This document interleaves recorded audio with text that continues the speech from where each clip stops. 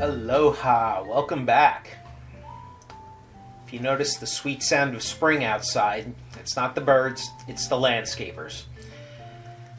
I've been waiting almost an hour for them to finish up, but I want to get this episode on the air for you before 3 o'clock, before the eclipse. And just my public service announcement, sunglasses like this will not help you. Do not damage your vision.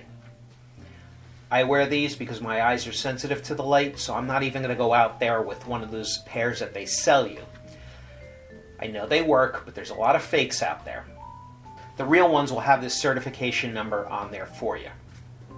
Instead, I'm just going to encourage you to participate in the eclipse with an eclipse cocktail, since happy hour is going to come about an hour earlier today.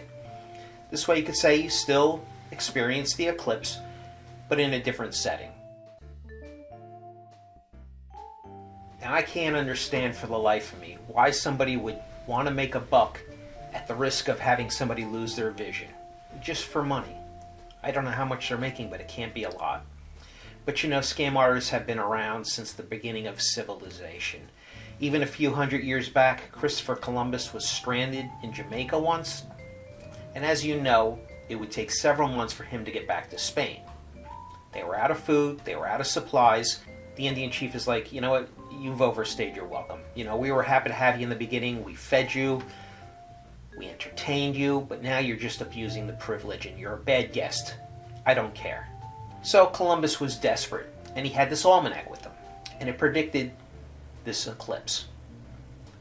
And he decided he's going to put on a little show. So he says to the chief, listen, if you don't give us food, our God's going to be really angry, and he's going to start with the moon. It's going to turn on fire, bright red. And if you don't give us the food, then the sun's going to come next, and you're not going to have any crops, and you're not going to have food of your own. And a lot of people laughed at Columbus. And of course, there were some that were actually afraid of him. They said, well, I don't know. These guys came here from another part of the world. I wouldn't underestimate them or their God. He brings them out to the beach just a few minutes before the eclipse. And they all saw it, and they all got deathly afraid. And the chief is like, okay, listen, we'll give you some supplies. And Columbus is like, well, gee, I don't know. It's probably too late now. Once he gets angry, he's really angry. Chief starts pleading with him. Columbus says, let me go back to the ship. Let me see if I could have a word with him in private and in silence.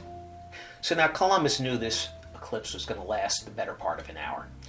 He got the hourglass timer, and he sat there for about 40 minutes, came back out and said, okay, if you bring us food, he says he's going to call the whole thing off. A few minutes later, everything returned to normal. They believed him. They gave him the food he needed. Now, the moral of the story is never underestimate the power of knowledge, and definitely underestimate the power of stupidity.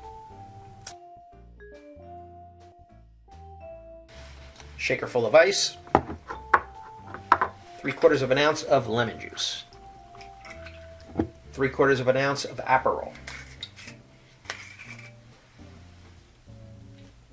3/4 of an ounce of cherry herring. We're using a native spirit, which is today known as Mexico, and we get our tequila and mezcal from there, of course. So we're going to do an ounce of tequila. And before the Spaniards got there were the Mayans. And the Mayans actually had a drinking god. His name was Akan. He was the god of intoxicating spirits. Now we're going to shake this up. We are not going to add the mezcal.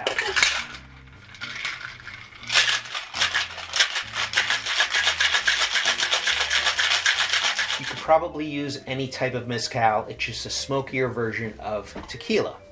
This bottle, my friend Tim Mayer of Tiki 7 brought me back from Mexico. Thank you, Tim.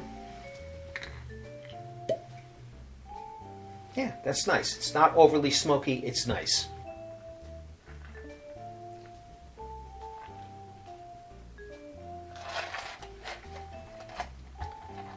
And we're going to add the mezcal float.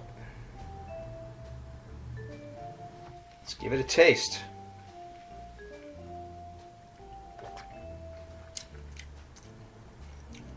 It's not bad.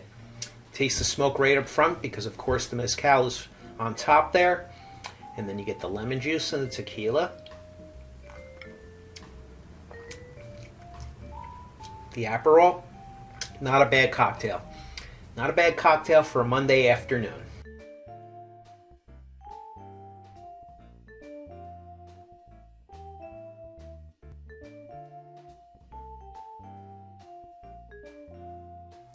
Till next time, mahalo and cheers.